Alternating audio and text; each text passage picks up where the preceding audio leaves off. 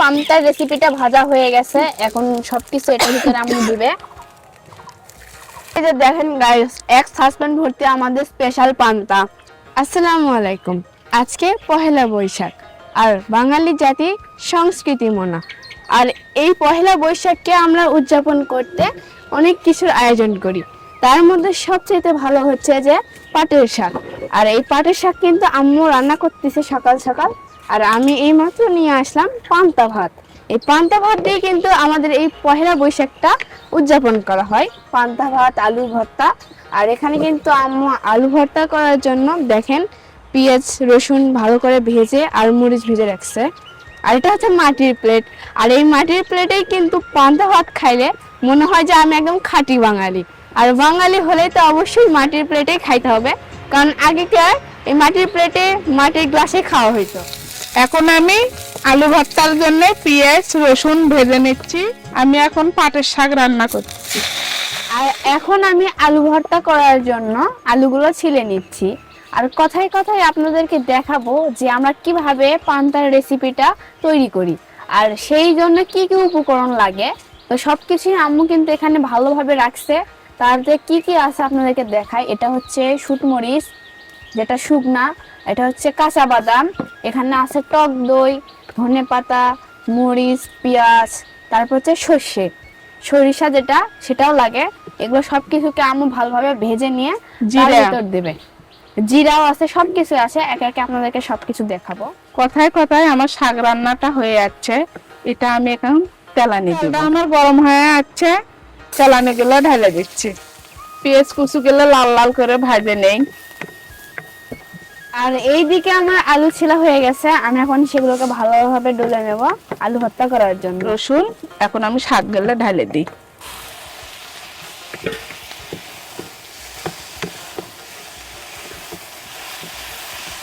পাটের শাকটা কম বেশি সবারই পছন্দ, আমারও সেই পছন্দ। তার সাথে আজ পান্তা দিয়ে খাওয়া, শুটমরিচ একটু দেই। আর এদিকে আমি চলে যাচ্ছি একদম পাঞ্জাবি আর হচ্ছে যে গামছা নিয়ে, কিন্তু প্যান্ট পরে যাচ্ছি, তো লুঙ্গি বানাতে লাগে না। আচ্ছা যাই হোক, পান্তা কি হচ্ছে তোমার এখনো? পান্তা খামাক দাও, আমি পান্তা খাবার হচ্ছে। পান্তা খাবার হচ্ছে ভালো কথা। এই যে ভর্তা বানাচ্ছি, শাক রান্না হয়ে গেছে, এখন পান্তার যে ইয়েটা হবে সেটা ভাজা হয়নি, ভাজছি। আর তুমি পান্তাটা পানিটা নিংড়ে নাও। পান্তা আর পানি এখন আমি ভালো করে এই মরিচগুলো ডলে নিই। মরিচগুলো ভাজা আছে, সেই গরম গরম মরিচগুলো ডলে নিয়ে এটার ভিতরে আলু ভর্তা করব। আর এখন আমি পেঁয়াজ মরিচের ভিতর ভালো করে আলুগুলো দিয়ে দিলাম। এটা এখন ভালোভাবে মাখতে হবে, মিক্স করে নিতে হবে। আর এখন আম্মু পান্তার জন্য সবকিছুকে ভেজে নিচ্ছে ভালো করে। যে যে উপকরণগুলো লাগে এখন সবকিছু একদম রেডি করে নিচ্ছে। আর এখন বাদাম দিচ্ছি, তেলটা গরম হয়ে গেছে। কাঁচা মরিচ কুচি, ধনে কুচি দিচ্ছি।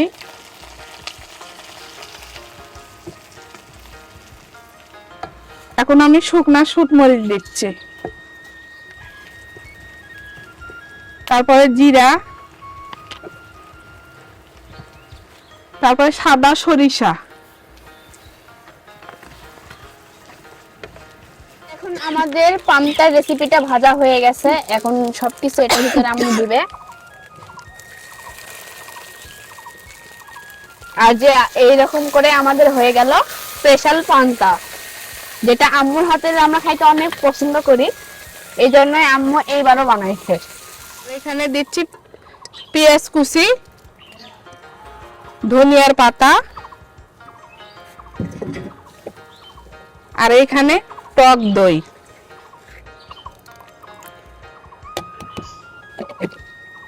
আর এখন সবকিছুকে একসঙ্গে আমি ভালোভাবে মিক্স করে নিচ্ছি। আর লবণ, সরিষার তেল। বিসমিল্লাহ। এই যে দেখেন গাইস, এক সাসপেন্ড ভর্তি আমাদের স্পেশাল পান্তা।